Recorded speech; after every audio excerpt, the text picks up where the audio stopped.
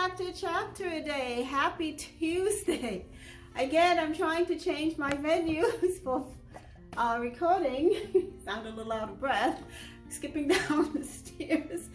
But happy Tuesday. Like I said, nothing much happens for Tuesday, but it's still one of the days that God has given us. I'm going to be reading today 2 Kings chapter 14. And yesterday, for a quick recount, what did we see happening?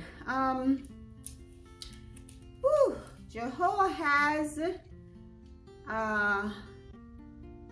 was trying to get the king of Syria to stop the oppression. So he, what did he do? God sent someone to deliver them. As always, you know, even though we get ourselves in some messes sometimes, God still sends us a deliverer. Amazing, isn't it? So he did for the children of Israel once again, but they still continued to do things the wrong way in his sight. Then Elisha fell sick. You know, it's amazing because even though Elisha was this wonderful man of God, we didn't hear about God healing him. That's a lesson for me. Yesterday I thought, why didn't God heal Elisha? Even Elisha's bones, when they were burying someone and they had to run away, I guess because of an attack from another army, the bones that fell on, the body that fell on Elisha's bones revived to life. But still God did not heal Elisha of his sickness. Isn't that something? Did you think about that? But I did. Anyway, that was something I thought about. Why didn't God heal Elisha? But anyway, Elisha told the king of Israel, who was Joash at the time, that God was going to deliver Syria into his hands. Now, he also told him to smite an arrow on the ground a certain number of times. And Joash only smote the ground 3 times. And Elisha was upset with him. He said, why didn't you smite it 5 or 6 times? Now you will only be able to defeat Syria that many times. And at the end of the chapter, that's exactly what we saw. So let's see what happens next, okay? Chapter 14. In the 2nd year of Joash, son of Jehoahaz, king of Israel, reigned Amaziah, the son of Joash, king of Judah. So Joash died. Yeah. Well, I believe he died. They didn't really mention how he died or if he really died, but it just said that now his son Amaziah is reigning. He was 25 years old when he began to reign, and reigned 29 years in Jerusalem. And his mother's name was Jehoadan of Jerusalem, and he did that which was right in the sight of the Lord, yet not like David his father. He did according to all things as Joash his father did.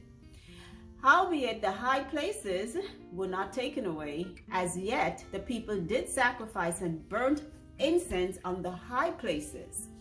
And it came to pass, as soon as the kingdom was confirmed in his hand, that he slew his servants, which had slain the king his father. Ooh. So he's taking revenge on his father. He's still not walking exactly like David did, more like his father Joash did, which was like 80-20. 80 for God, 20 still doing his own thing. So though he took revenge, I guess they did kill his father. I think it was mentioned maybe in the chapter 12 that they slay Joash, because I think he gave the king of Syria, Ben-Hadad, money, or not money, but the things of the temple in order to like keep him away from attacking the city. So his servants slew him. All right, so the son in turn slew those servants, Amaziah. Okay, verse 6. But the children of the murderers he slew not. See, again, I'm going to say this, back in the day, and I'm not saying this is what we do today, but back in those times, Bible times, God always instructed the children of Israel, take away everyone. Don't leave any roots of still existing, because the roots are going to grow up to be the trees. The children are going to grow up to be the fathers or the parents. Verse 6. according unto that which is written in the book of the law of Moses, wherein the Lord commanded, saying, the father shall not be put to death for the children, nor the children be put to death for the fathers, but every man shall be put to death for his own sin. So he's going according to what was written by Moses, as much so as not was practiced and what was commanded by God in previous times, to slay everyone. So he just went according to not punishing the children for the fathers. Verse 7, he slew of Edom in the valley of Salt 10,000, and took Selah by war, and called the name of it Joktheel unto this day. Then Amaziah sent messengers to Jehoash the son of Jehoahaz, son of Jehu, king of Israel, saying, come, let us look one another in the face. And Jehoash the king of Israel sent to Amaziah king of Judah, saying, the thistle that was in Lebanon sent to the cedar that was in Lebanon, saying, give thy daughter to my son to wife. And there passed by a wild beast that was in Lebanon, and trode down the thistle. Now I'll tell you this, all this thistle and tree and all this stuff and cedar, this seems to be like code language. The two of them, I guess, know what they're talking about. I don't have a clue. Verse 10, thou hast indeed smitten Edom, and thine heart hath lifted thee up. Glory of this, and tarry at home. For why shouldest thou meddle to thy hurt, that thou shouldest fall, even thou and Judah with thee? Okay, so I think I'm getting what's happening. The king of Israel is sending to the king of Judah. So Jehoash, the king of Israel, is sending to Amaziah, the king of Judah. Okay, so before that, Amaziah is sending to Joash, okay, to kind of have a face-off. That means he's looking for fight.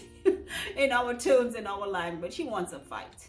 For whatever reason, they are all brethren, but he wants to pick a fight with the king of Judah. So the king of Judah is telling him, why is it you, with your small selves, are coming to, because I guess Judah is mightier than Israel, I guess, in battle. I'm not sure. Why are you coming to make trouble? Okay, I haven't done anything to you, because you just fought the Edomites and won. Your heart is lifted up. You get puffed up and proud. Now you're looking to fight with me. You're going to fall. That's what Judah is telling them, okay? Well, he's telling Israel, is the king of Israel is telling the king of Judah that he and all Judah is going to fall with him for picking a fight. Okay, so it's the king of Judah is picking a fight with the king of Israel. Israel has 10 tribes. Judah has 1.5. Okay, verse 11. But Amaziah would not hear. Therefore Jehoash king of Israel went up, and he and Amaziah king of Judah looked one another in the face at Beth-shemesh, which belonged to Judah. And Judah was put to the worst by Israel, and they fled every man to their tents. And Jehoash king of Israel took Amaziah king of Judah, the son of Jehoash, the son of Ahaziah, at Beth-shemesh, and came to Jerusalem, and brake down the wall of Jerusalem from the gate of Ephraim unto the corner gate, 400 cubits. And he took all the gold and silver and all the vessels that were found in the house of the Lord and in the treasures of the king's house, and hostages, and returned to Samaria. Now the rest of the acts of Jehoash which he did, and his might, and how he fought with Amaziah king of Judah, are they not written in the book of the Chronicles of the kings of Israel? Just like he said, you know what, y'all are no match for us. Why are you picking a fight? So as they squared off, and of course Israel conquered Judah, took away all the things from Judah, and people were always breaking into that treasure house and stealing the things from Judah, because they had, remember, Solomon was king of Judah, and we just have to say Solomon was king of Judah. So you know there's serious things left in the king's house and in the temple. Those were two of the main things that would be raided every time there was a siege. And he took, just like he said, he took hostages, so he kind of brought down Judah even more. They picked the fight. You have to know who you're picking on, okay? Verse 16, and Jehoash slept with his fathers and was buried in Samaria with the kings of Israel, and Jeroboam his son reigned in his stead. And Amaziah, the son of Joash, king of Judah, lived after the death of Jehoash, son of Jehoaz, king of Israel, 15 years. And the rest of the acts of Amaziah, are they not written in the book of the Chronicles of the kings of Judah? Now they made a conspiracy against him in Jerusalem, and he fled to Achish. But they sent after him to Lachish, and slew him there.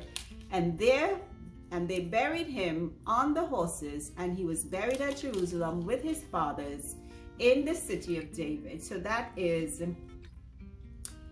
oh my gosh, the king of Israel, the death of Jehoash, son of Jehoaz, king of Israel.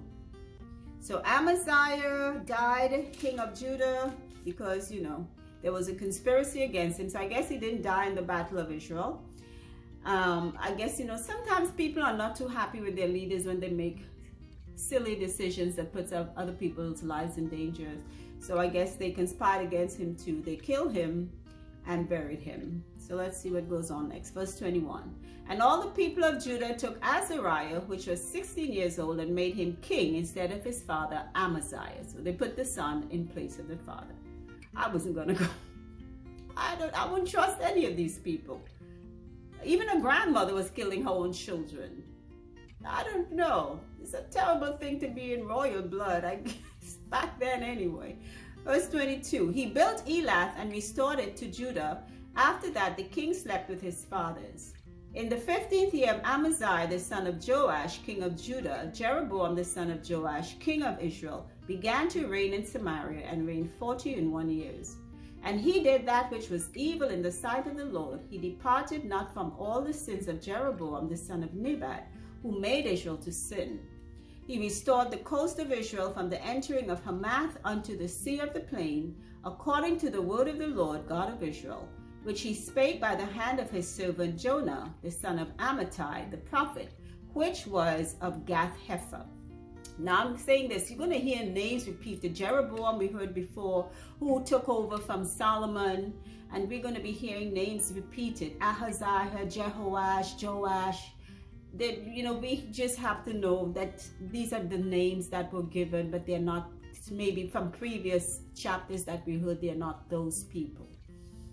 I know I myself get confused with that. The names just repeat. Verse 26. For the Lord saw the affliction of Israel, that it was very bitter, for there was not any shut up, nor any left, nor any helper for Israel.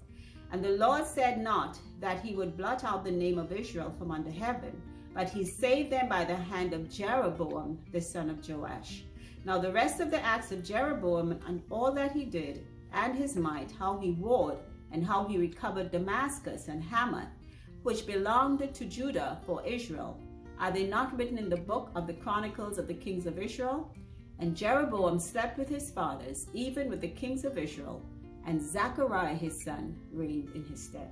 So once again, we are seeing God always sends a deliverer, and that's for us too. Even though we are the ones who are messing up, God still has mercy on us and pity and sends someone to deliver us in our messes. Yeah. So he did the same for Israel. It's the same he does for us today. So we're moving on from one king to the next. When we do get to Chronicles, Chronicles is going to be more repetition of kings. More things, more naming the names of the descendants of some of the kings, etc. That's what we're going to encounter in Chronicles. So I'm going to have to decide how I'm going to read Chronicles to get away from the repetition. But that's it for our reading of 2 Kings chapter 14 today. And let's see how many more we have to go. Yeah, a few. Until chapter 25, so we're more than halfway there. I know I should have had 365 verses, chapters read for last year, for the year, because Monday, was it Monday, Saturday? I think Sunday marked the first one entire year from January 5th, 2023 to January 5th, 2020. January 5th, 2024 to January 5th, 2025 marked one full year since I started reading. So I'm trying to change up. If you notice, I'm still not that savvy as to how to do all the technological things, but I'm going to try my best and see what I can do to make it a little different. So bear with me. Thank you all for viewing once again. I pray you're not just viewing, you're listening. And until our next reading, have a great day. Take care. Bye.